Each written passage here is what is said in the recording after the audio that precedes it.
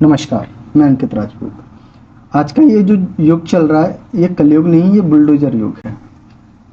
हम आपको बताते हैं कि इस युग की शुरुआत कब और कहां से हुई। इस युग की शुरुआत 1997 में हरदेव सिंह जी, जो यूपी के पीसीएस अधिकारी थे, उनके द्वारा हुई।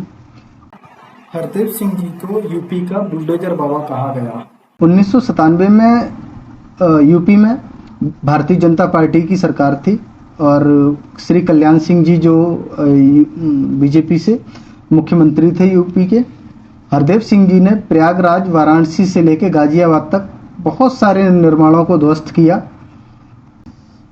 उसके बाद अब प्रदेश में योगी सरकार है। योगी सरकार के सत्ता में आने के बाद बुलडोजर चलने की कार्यवाही शुरू हुई है।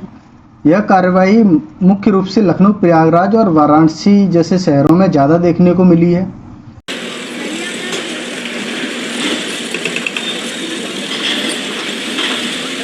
आपको बता दें कि यहाँ पहले कमर्शियल कब्जे पर बुलडोजर चला था, जिसके बाद मामला कोर्ट में पहुँचने पर कुछ समय के लिए ये कार्रवाई कोर्ट के आदेश पर रोक दी गई थी।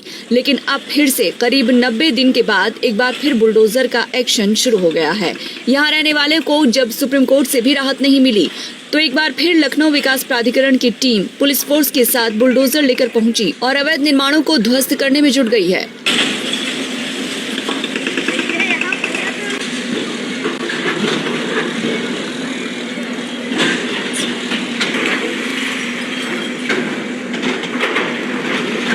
आपको बता दें कि कुकरेल रिवर फ्रंट के दायरे में 27 कारोबारी और 50 परिवार शामिल हैं, जिन्हें हटाया जा रहा है। ये अवैध निर्माण कुकरेल नदी की जमीन पर पिछली सरकारों के दौरान अवैध रूप से बसाए गए थे। योगी सरकार कुकरेल नदी के जीर्णोद्धार के लिए अतिक्रमण हटा रही है। ये मामला हाईकोर्ट से लेकर सुप्रीम कोर्ट तक चला, लेकिन यहाँ रहने वाले परिवारों को राहत नहीं मिली। हालांकि कार्रवाई से पहले यहाँ प्रभावित गरीब परिवारों के लिए पुनर्वास की व्यवस्था भी की गई, लेकिन कई परिवार ऐसे हैं जो यहाँ से हटने को तैयार नहीं, जिसके चलते प्रशासन पुलिस की मदद से अतिक्रमण हटा रहा है। बताया जा रहा है कि सबसे पहले सड़क किनारे बने अवैध निर्माणों को गिराया जाएगा, जिसके बाद अंदर गलियों में मैनुअल तरीके से मकानों को तोड़ा जाएगा। इस अतिक्रमण की कार्रवाई में काफी समय लग सकता है। पंजाब केसरी टीवी के लिए लखनऊ से अश्विनी सिंह की रिपोर्ट। हमसे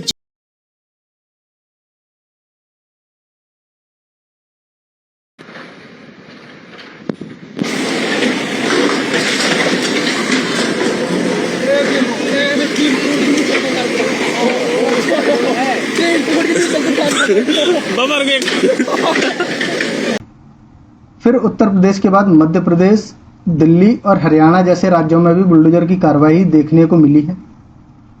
महेंद्र प्रताप बाबू जी की ही उन्होंने बसवाई थी सारी। गरीबों का कोई मुझे कोई दिक्कत नहीं, मुझे रहने के लिए जगह दे दो। कहो लोग किराए पे रहते हैं, उनके मकान मालिक कहाँ है? मकान मालिक है ही ना, हमें कुछ किराए पर दे रहे तो कुछ हम खुद रह रहे।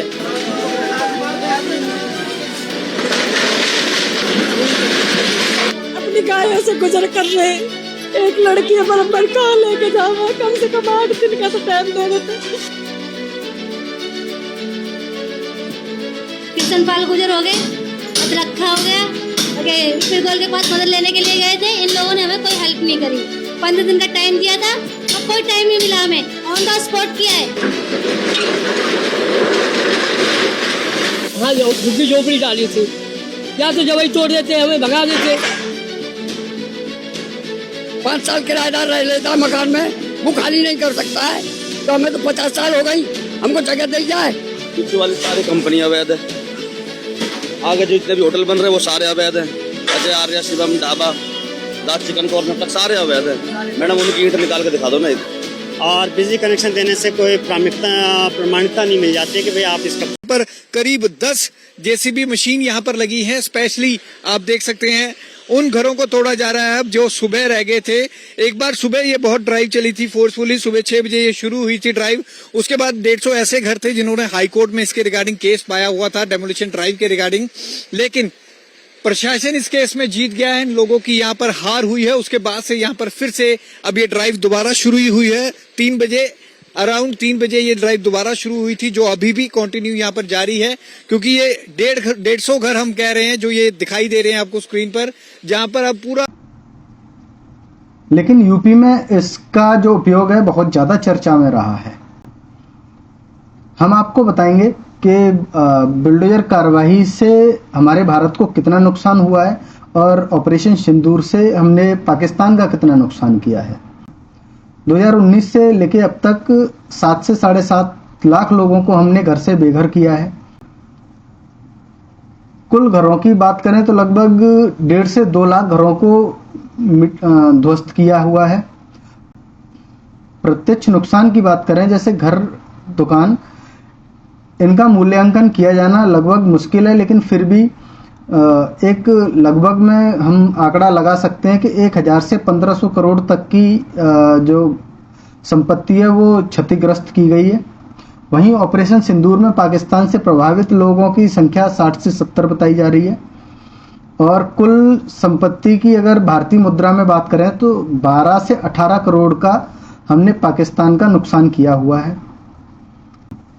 इससे आप अनुमान लगा सकते हैं कि मौजूदा सरकार पाकिस्तान के लिए कितनी नुकसानदायक है।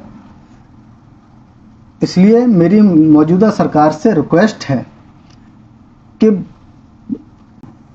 नागरिकों के मूलभूत आवश्यकता जैसे रोटी, कपड़ा, मकान, स्वास्थ्य और शिक्षा के मुद्दों पर ही काम करें। जय हिंद।